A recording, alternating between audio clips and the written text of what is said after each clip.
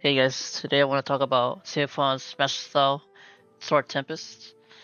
So, just a quick preview of this. The Infinito career, I'm just going to call it Infinito, gains attack plus 10%. The second part of the perk is the Infinito gains damage cap plus 30%, and foe attacks won't interrupt SEOFON during activation. Um, it can get interrupted here and there, but I guess it depends on what the attack is from the bosses or enemy. The third part of the perk is while Sword Shine is at max level, Infinito Career gains damage cap plus 50% and can now be held to activate continuously and also consumes avatar gauge. When Infinito consumes the last part of the avatar gauge, the phone performs an avatar finisher. The Infinito can be reactivated from a dodge as long as the avatar gauge isn't empty. So, two things. That's kind of important. So the avatar finisher, it goes well with his Warpath sigil. It gives you like an enhanced damage boost. Let me see what it does. So 20% overall damage. And it gives you additional stout heart, debuff, immunity, and drain for 30 seconds. It's a really good sigil. I would pick this over the Awakening for this specific build or style. One other thing. So yeah, when you dodge while you have the God mode activated, you can still cast the Infinito. It won't reset off into cooldown. Anyways, the next part. Let's go through this. This traits. So since we're hitting cap, we don't need skill attack plus 10%. All skills except 7 scarred billions cooldown. You want a cooldown reduction. Skill damage cap. Let me see. Just anything worth mentioning. Most of it is just damage caps. Some max HP perks that you need. More damage cap, damage cap, damage cap. Nothing specific on this page that's very important. It's just mainly damage cap that you bring in with you. Second part of the page.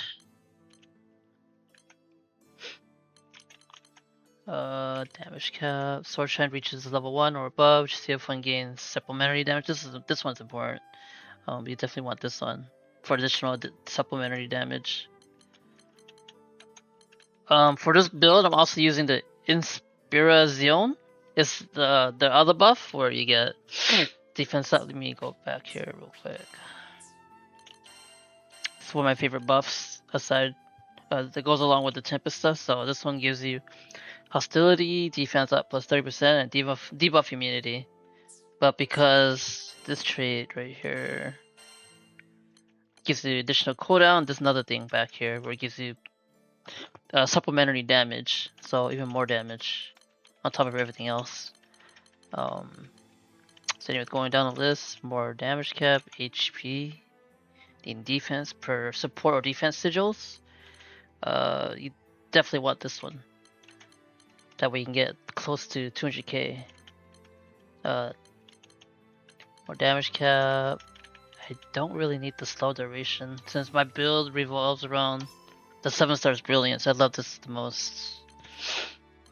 Just because it gives me a better chance of beating the missions if things aren't looking too good. The third page. Avatar gauge gain, definitely needed. Upon landing a combo finisher, no. I can care less about the gauge gain.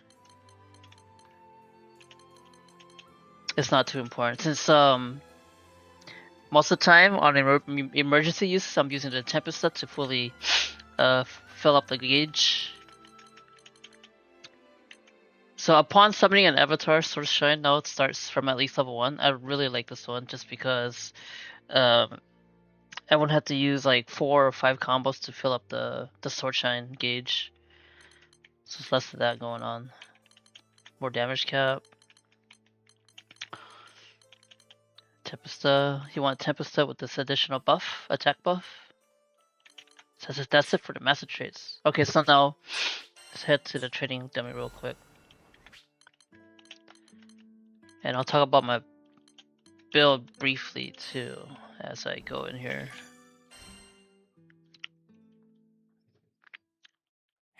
Let's go to the build real quick. Is there anything worth mentioning? Steel nerves, so that way I could just face tank a couple things here and there as I'm trying to do my combos. Oh wait, this is the wrong build. The fuck's Path to Mastery? Wrong one. Alright, here we go. This is the correct one now. So I have all the important celestial sigils equipped. Oh, number one sigil to get is the Aqua. Celestial Aqua. Since this Master Style, you'll be focused on using his Infinito during Link time. I think that's where you do most of your damage. Cause like, while the boss is moving and all that, that's not on Link time, you're not gonna get the best amount of damage on them since the boss will be dodging everywhere. So you're not gonna get every sword on him, every sword hit on him. Where are we at? So the Aqua, that one is very important. And you want to stack as many supplementary damages as you can, so you want to max this out. Damage cap should be 63, 60 or 63. 60 because I had a summon that give him skill damage boost, I believe. Was it what though? This is not the right build. Oh wait, right here. So I had a damage cap 13, skill damage cap up 100%. So I sacrificed 2 levels of damage cap, but in return I get this. I haven't really tested the numbers, but I mean it looks good on paper, so that's what I did. Okay, so back to this. All the Celestials minus Nyx. So in Shendo I have Aqua, Terra, Ventus, and Lumen. I'm not using Nyx because his build is not meant to be played with super low HP. So I had all the supplementary damages. Fatebreaker, War Elementals, all the yada yada yada. And my survivability build, Aegis, Greater Aegis, Stronghold, Steel Wrist. So pretty much I'm more tanky than I should be, which I'm fine with. I like to just kind of do things without sweating too much. I don't have to like dodge every so and so seconds. And this is my usual skill set. I always carry this with me for all my runs. This is for this skill though, you don't need it for Z World, since that boss kind of melts before this thing is even up. So these are the 2 buffs that I use. Try to keep it simple. So anyways, okay, so the basics. Typically I like to begin the boss battles by just opening up with TEMPEST. Whoa, this is an auto. Because of AFK farming not too long ago.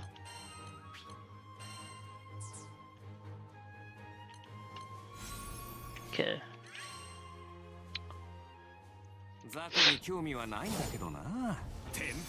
Typically I'll open up with this. Go for this combo. Just pretend there's no link attack.